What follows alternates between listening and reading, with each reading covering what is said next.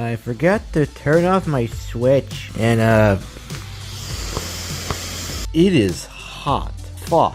Ce que vous venez de voir, c'est une surchauffe de la Nintendo Switch due à un mauvais câble de rechargement. Un câble pourtant vendu comme étant compatible pour la Switch, mais qui finira par la faire fondre à force d'utilisation. Et des mauvais accessoires, la Nintendo Switch en possède plein, entre des casques VR vendus par Nintendo qui ont causé d'énormes maux de crâne, des docks non officiels qui tuent votre Nintendo Switch, ou bien même des babioles qui coûtent beaucoup trop cher pour ce que c'est. Ouais, c'est nul, c'est pas bien. Aujourd'hui, faisons le tour des pires accessoires de la Nintendo Switch. Le casque VR Made in Nintendo. 12 avril 2019 sort le Nintendo Labo ToysCon 04 VR Kit. Suite de la licence Nintendo Labo, vous savez, les jeux vendus avec du carton afin de fabriquer ses propres accessoires, allant du mini piano fonctionnel jusqu'à un volant pour faire du Mario Kart. Jusqu'ici, rien de particulier, mis à part la fragilité des supports, mais Nintendo ne s'arrête pas là, eux veulent pouvoir faire de la réalité virtuelle sur la Switch. Et comment vous dire que l'idée était bonne mais irréalisable. Pour les premiers tests, Nintendo propose dans son pack VR quelques jeux qui sont plus des expériences en VR, comme Océan Caméra, ici l'objectif étant de photographier des monstres marins. Blaster, un FPS plutôt bien pensé qui consiste à shooter sur des aliens, ou bien même Bird, un jeu qui te fait explorer le ciel. Et pour le moment, eh bien cela fonctionne plutôt bien. Les environnements restent lisibles sans être magnifiques non plus, l'expérience est plutôt bonne, mais alors pourquoi Nintendo, à peine 3 ans après, a décidé de ne plus vendre sa VR ? Pour rappel, la VR de Nintendo fonctionnait comme la VR de votre téléphone. Le casque ne sert que comme support pour poser sa Switch devant ses yeux. Deux lentilles sont présentes devant le casque afin d'isoler la vision du joueur. La Switch, elle, n'a plus qu'à afficher le jeu 2 fois, une fois pour chaque œil. Le problème, eh bien, c'est déjà les performances de la Switch. La VR demande généralement à l'appareil de calculer 2 fois le jeu en cours, et pour éviter ce qu'on appelle le motion sickness, ou bien le vomi, tout simplement, les jeux doivent alors tourner à 70 FPS minimum. Le problème, c'est que nous faisons cela sur une console qui peine déjà à afficher du 60 FPS constant. Alors en doublant la charge de calcul, en plus d'espérer gratter une quinzaine de FPS supplémentaires, eh bien il faut faire des concessions. Le premier vrai jeu faisant office de test technique, c'est Zelda Breath of the Wild, un jeu déjà très gourmand pour la console. Voici la version basique du jeu. Et voici la version avec la VR. Waouh, qu'est-ce que c'est que ce truc? C'est tout simplement immonde, en plus de mal exploiter la VR, plutôt conçu pour les jeux à la première personne. Les joueurs se plaignent de maux de tête ainsi que d'une chauffe intense de la console. Cela n'empêche pas Nintendo de persévérer dans la VR en y proposant toujours plus de contenu, comme avec Mario Odyssey. Encore une fois, un jeu peu adapté à celle-ci. C'est un four, les joueurs n'apprécient pas l'expérience, en plus c'est un casque fragile, dû à son design en carton.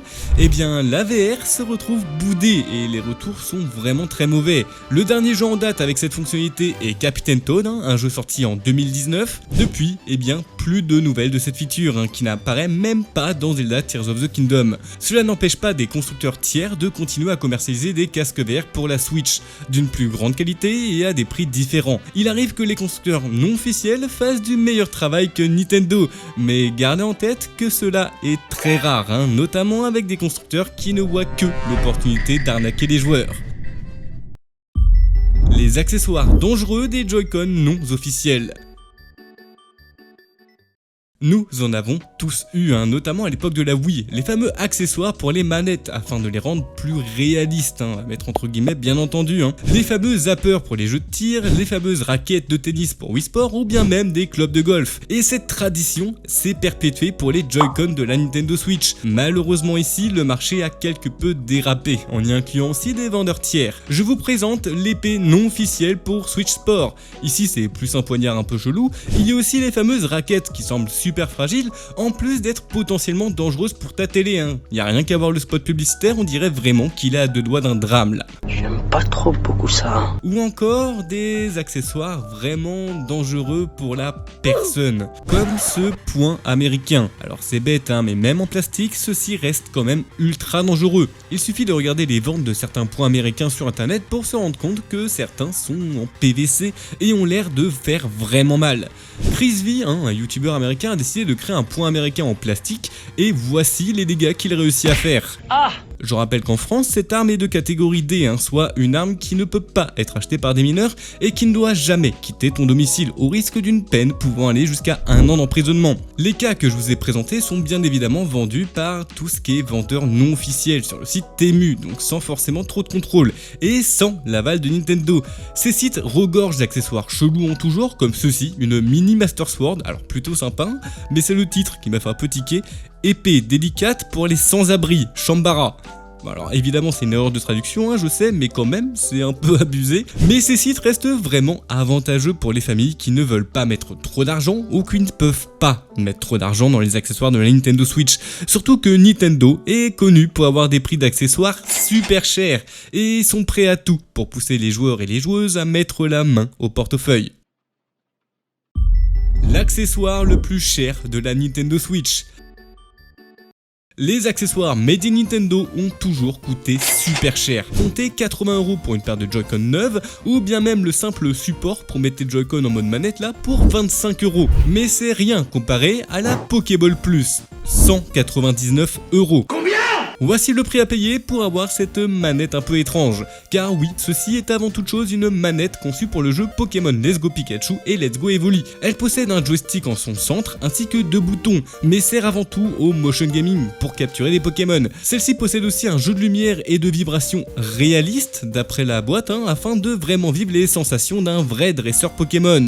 Mais c'est pas tout, elle fera aussi office de podomètre pour emmener vos Pokémon en balade, ainsi que la possibilité d'avoir Mew en jeu. Et oui, c'est la seule façon d'avoir ce Pokémon sur cet opus. C'est vraiment une maigre récompense pour un prix supérieur à la Switch Lite.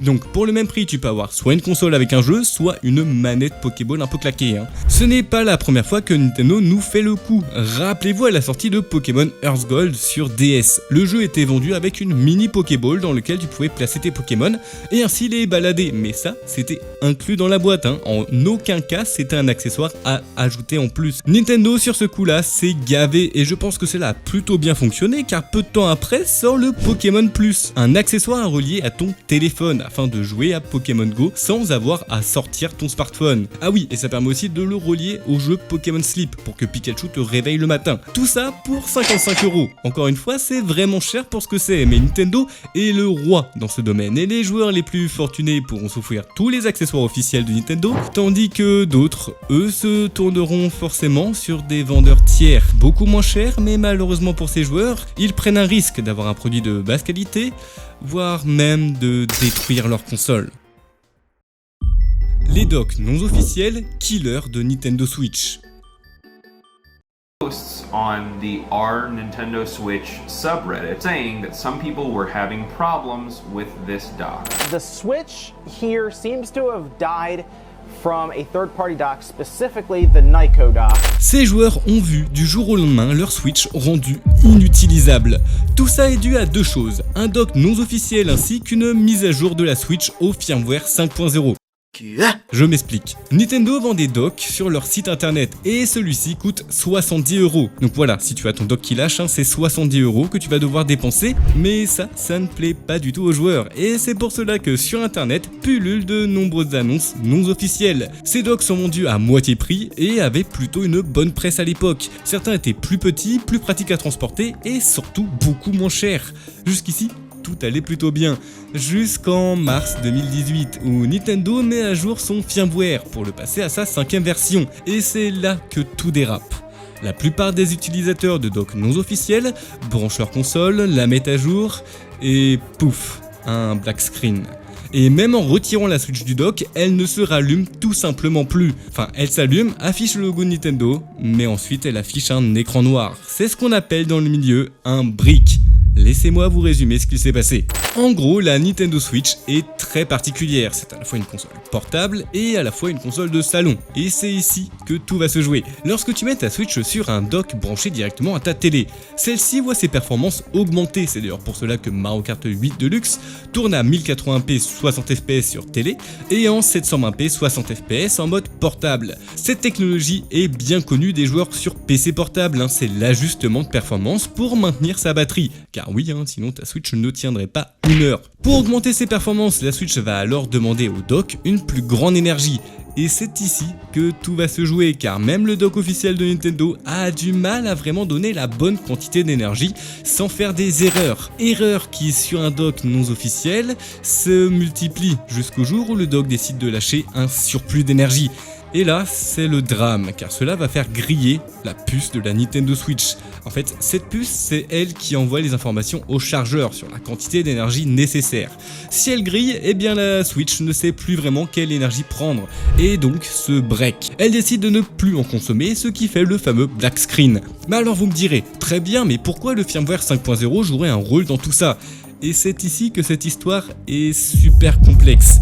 Mais vraiment, je veux pas aller trop loin dans les détails durant cette vidéo, mais l'on parle carrément d'un protocole illégal de la part de Nintendo afin de garantir le monopole du dock officiel et la mise à jour qui aurait agi directement sur la fameuse puce dont je vous ai parlé précédemment. Bien sûr, les joueurs ont essayé de porter plainte envers la firme japonaise sans aucun succès, car dans leur contrat d'assurance, ils précisent qu'ils ne rembourseront en rien les dégâts causés par des appareils non officiels. Certains créateurs de ces dock killers ont tout de même remboursé les joueurs, car la faute est plutôt partagée entre les vendeurs de docks non officiels qui veulent vendre leurs produits et qui ont connaissance des risques, et Nintendo qui lui n'hésitera pas à modifier leur code pour rendre les pannes d'autant plus courantes. En tout cas, dans toute cette histoire, les joueurs restent et resteront les victimes. Alors si vous voulez plus d'informations sur cette affaire, je me demande si je ferais pas une vidéo qui serait consacrée, car vraiment ça a été super loin. Jusqu'à même des théories du complot contre la firme japonaise qui aurait payé des instances pour faire passer leur propre protocole USB et donc rendre tous les autres inutilisables sur la Switch.